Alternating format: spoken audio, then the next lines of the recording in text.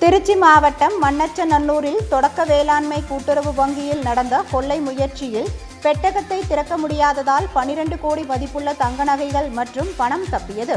இந்த வங்கியில் மண்ணச்சநல்லூர் மற்றும் சுற்றுவட்டார கிராமங்களை சேர்ந்த பொதுமக்கள் மற்றும் விவசாயிகள் நகைக்கடன், வேளாண்மை கடன் மற்றும் தங்களது தேவைகளுக்கு ஏற்ப தங்க நகைகளை அடமானம் வைத்துள்ளனர்.